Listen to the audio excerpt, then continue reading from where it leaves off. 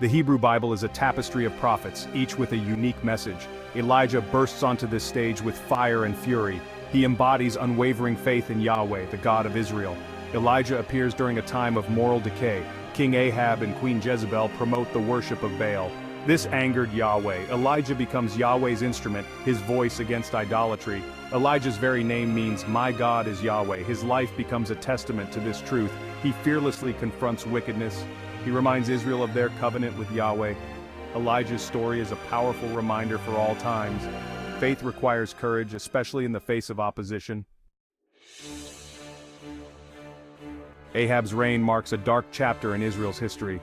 The king, influenced by Jezebel, allows the worship of Baal to flourish. Temples are built for Baal. Yahweh, the one true God, is sidelined.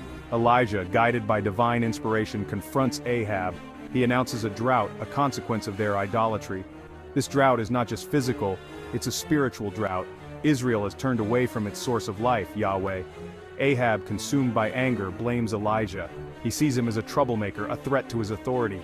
Jezebel, even more enraged, vows to kill Elijah. Yet the prophet remains resolute. He knows that his allegiance is to God, not kings.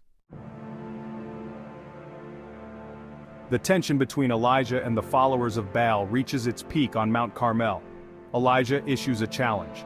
Both sides will prepare a sacrifice. The God who answers with fire will be acknowledged as the true God.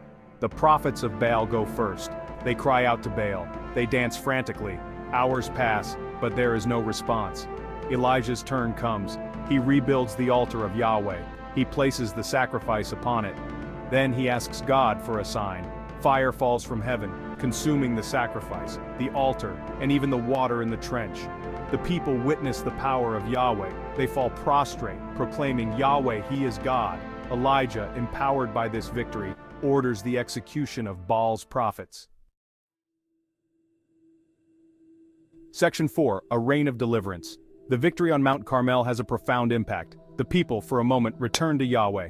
Their faith, reignited by the dramatic display of divine power, leads them back to their God. Elijah, ever the intercessor, prays for the drought to end. His prayer is not a demand but a heartfelt plea. He knows that Yahweh is merciful, even in the face of transgression.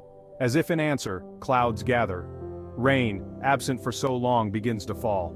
The parched land drinks deeply. Life returns to the fields. The people rejoice. The drought, a symbol of their spiritual emptiness, is broken. This miracle reinforces the lesson. Turning back to God brings restoration and blessing.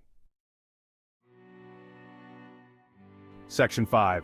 Doubts and perseverance. Despite his triumphs, Elijah is not immune to human vulnerability.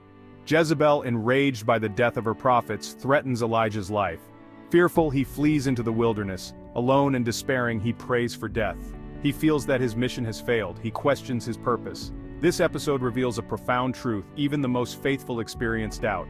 Elijah's despair doesn't negate his faithfulness. Instead, it highlights the complexity of faith. Yahweh, in his compassion, sends an angel to comfort Elijah. He provides him with food and water, reminding him that he is not alone. Elijah's story teaches us that doubt is not the opposite of faith. It is a part of the journey. What matters is how we rise from our moments of despair and continue walking in faith.